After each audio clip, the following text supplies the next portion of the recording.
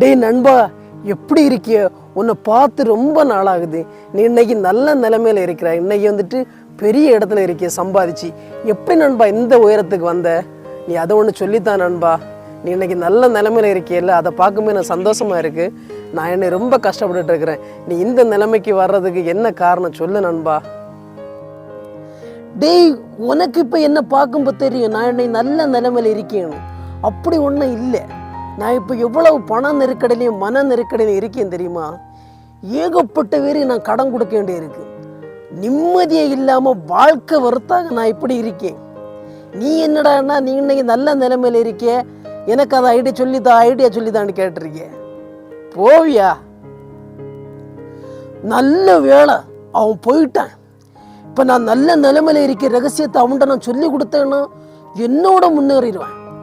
வேண்டவே வேண்டாம், சுயநலமாகவே இருப்போம்.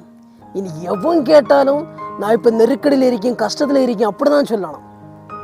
அதுதான் நல்லது. இல்லைன்னா நம்மளோட முன்னேறான டே ஒரு பாவப்பட்ட ஒருத்தன் உன்கிட்ட வந்து என்ன கேட்டான், டே நீ நல்ல நிலைமையில இருக்கியல்ல, நானும் நல்ல நிலைமையில வரணும், நான் இப்போ கஷ்டப்பட்டுருக்கேன் அப்படி தான் உங்ககிட்ட கேட்டான்.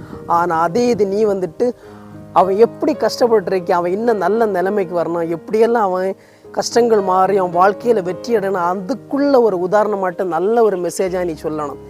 டே இப்படி பண்ணு, இந்த மாதிரி தொழில் பண்ணு, நீ வந்து வாழ்க்கையில் நல்ல நல்ல வேலைக்கு போ, இப்படி காசு சேமி, இப்படி சொல்லும்போது அவனும் மகிழ்ச்சியாக சந்தோஷமாக இருப்பான். நீ அதை விட்டுட்டு சுயநலமாட்டு இருந்துட்டு நீ இப்போ நல்ல ஒரு வசதியாக இருந்த பிறகும் ஐயோ நான் இப்போ பண நெருக்கடில் இருக்கேன், மன கஷ்டத்தில் இருக்கேன் இப்படி நீ சொல்கிறியே. டே இப்படி நீ சொல்லும்போது என்னன்னா உனக்கு சுயநலம் தான் அதில் எடுத்து காட்டுது. அது மட்டும் இல்லாமல் அவன் போன பிறகு நீ என்ன சொல்லிட்டு இருக்க, ஆமாம் இவனுக்கு நான் இப்போ சொல்லி கொடுக்கணும், என்னை விட இவன் முன்னேறி பெரிய ஆளாக வந்துடுவானோ அப்படின்னு சொல்லிட்டு நீ யோசிக்கிற. டே நீ இப்போ சுயநலமாக இருந்தேன்னா இன்னைக்கு வேணா நீ சந்தோஷமாக சிரித்து அப்படி ஹாப்பியாக இருக்கலாம்.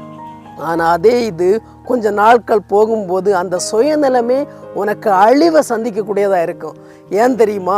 எப்போவுமே வந்துட்டு ஒருத்தங்க கஷ்டப்படுறாங்களா, அவங்க வந்துட்டு முன்னேறும்போது பல தடைகள் வருது. அப்போ அவங்களுக்கு நீ வந்துட்டு என்னென்னா அந்த இடத்துல சொல்லி கொடுக்கணும், டேய் இந்த மாதிரி தொழில் பண்ணு, இந்த மாதிரி காசு சேமி, இந்த மாதிரி வந்துட்டு வாழ்க்கையில் வந்துட்டு டெவலப் பண்ணுறது நிறைய விஷயங்கள் இருக்குது, சாதிக்கிறதுக்கு நல்ல விஷயங்கள் இருக்குது. அப்படி நீ சொல்லி கொடுத்தேன்னா அவன் சந்தோஷப்படுவான். அடுத்த கட்டம் என்ன பண்ணும் அப்படின்னு சொல்லிட்டு அவன் வளர்ச்சியை தேடி வாழ்க்கையை அவனுக்கு நல்லா இருக்கும், அவனும் மனசு சந்தோஷப்படுவான்.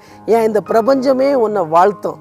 இது நீ வந்துட்டு சுயநலத்தோட இவன் வளர்ந்துருவானோ, அவன் முன்னேறிடுவானோ, அவன் பெரிய ஆளாயிருவானோ, நம்ம சொல்லி கொடுத்தா வாழ்க்கையில் இவன் நல்ல நிலைமை வந்துடானோ அப்படின்னு நீ சுயநலத்தோட இருந்தேன்னா இப்போ நல்லா இருக்கும். ஆனால் கொஞ்ச நாளில் அதுவே வந்துட்டு உன்னை துரத்தி வந்துட்டு ஏதாவது ரூபத்தில் உன்னை வச்சு அடிக்கும்.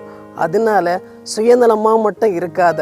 இனிமேலாவது சுயநலமாக இல்லாமல் ஒருத்தங்க உன்ட்ட வந்துட்டு ஏதாவது ஒரு ஹெல்ப்போ ஒரு உதவியை கேட்கும் போதோ, இல்லைன்னா வந்து வாழ்க்கைக்கு ஒரு வெற்றிக்கான ஒரு வழியை கேட்கும்போது அதை பற்றி சொல்லி கொடு.